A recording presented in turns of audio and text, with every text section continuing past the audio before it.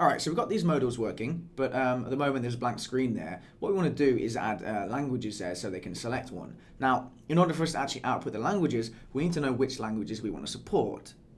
So the languages we want to support is kind of down to the API we're using to translate. So what we're going to do is look at the API to use. If I go to my browser, I've gone to rapidapi.com. Rapidapi.com, you can Google this if you can't find the website, but this is just a website which has a ton of different APIs that you can use for everything from sport, to finance, to travel APIs, science, food APIs, you name it. They've got APIs for everything. And the cool thing is you can create your own APIs and add them here and get paid when people use it.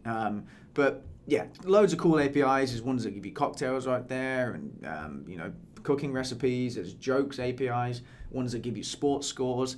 But we're going to use translation ones. Now, there is a button here for top translation APIs. This might not be showing for you, but essentially we're going to use this NLP translation one.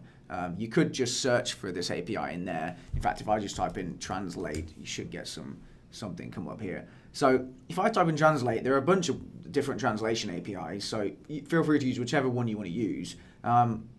These ones here looked promising to me. So we've got a Google Translate one here. This looks like it's from Google Cloud, so I thought, great, we'll use that one. The latency is pretty low as well, but I couldn't get it to work. I used the code exactly as is, and it ran into some errors, so I wasn't able to use this.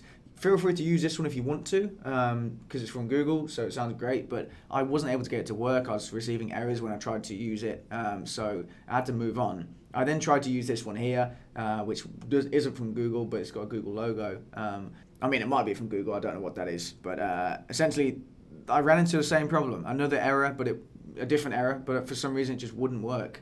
So ultimately, I landed on this one here, this NLP translation one. And in fact, on that page that I clicked on, top translation APIs, this was in the number one spot, so I think it's pretty good. So anyway, I was able to get this working, but if this isn't working for you, just choose another one from here in this list. Maybe you can get the Google ones working. But anyway, we found our API, great. It's pretty simple to use. It gives you the code, you just copy it directly, paste it into your project, and you should be good to go. Like, you've got the API keys already written out for you. But you can see the different scenarios it supports here. So anyway, one thing to be aware of is the pricing tab. So if you click the pricing tab on any given API, you can see what the pricing structure is like for it. So in this one, in the basic plan, which is free, we get up to 300 requests per month. After that, every additional request costs $0.001 per request. Now, if we upgrade it to $10 a month, we get unlimited requests, but we're limited by characters, so the amount of characters we can actually translate, and you can see how we go up and up from there. But obviously, we'll use the basic one for now, so we don't have to pay for anything. And you can see your usage as well, so you can see how close you're getting to this 300 a month. So don't worry about that. But even if you get charged, it's such a tiny amount. I mean, you have to make 1,000 additional requests before you get charged $1. So it's not the end of the world if you get charged a little bit anyway.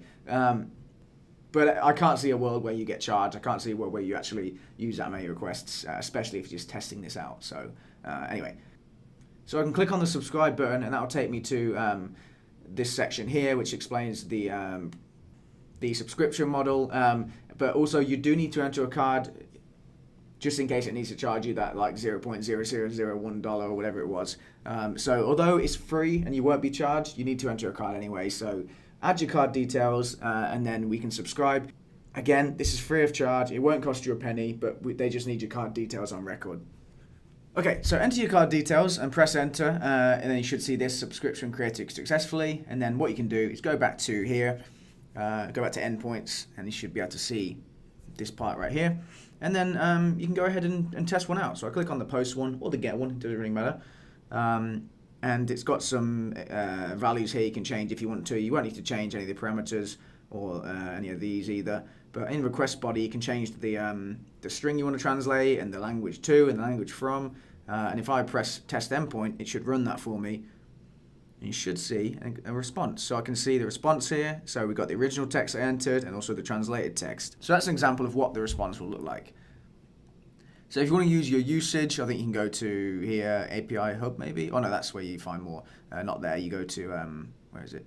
My Apps, I think. Opens up this developer dashboard. And I can see NLP translation is still at 0% because I've made only one request. So, but yeah, do keep in mind, if I go back to the NLP translation tab, that every time you make a test on it, it counts as a use. So every time you press this test endpoint button, that's another use. And since you only have 300 per month, yeah, be careful how much you use it. But again, I don't see how you'll hit 300. But anyway, back to our app.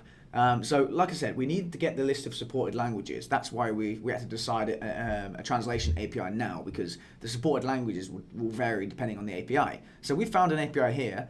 So if I go to the About tab and scroll down, they've got some documentation here, you know, what each thing means, the to, the from, and you can see, please see the supported language codes section. So I can scroll down and you can find this. It gives you examples of what all the responses mean and stuff like that. But here you've got a supported language codes. And all of these are supported languages. So those letters you see here are what you'd enter for the language to or from fields. So yeah, essentially what we need to do is take this whole list and import it into our code. Now, this was a bit of a pain, but I did it. So you don't have to do it and type it out manually. Essentially what we want to do though is just create an object containing all of these. So I have that. And you guys can download that either from the GitHub repository or in the description. I'll have a link to the file directly, I think. So I'll get the file for you. It will look something like this. So what I've done is I've created a supported languages file. It's inside the utils folder. So in the utils folder, we have this colors folder, but I've added a new file called supportedlanguages.js, and I've added this this code right here. I've exported a default object, and I've just got essentially what you see right here. So like I said, download this either from the GitHub repository or from the link that I provide in the description. Or if you want to do it yourself, you're more than welcome to, but it's there if you want it. So now that we have this list, essentially all we need to do is iterate over this and output different language options.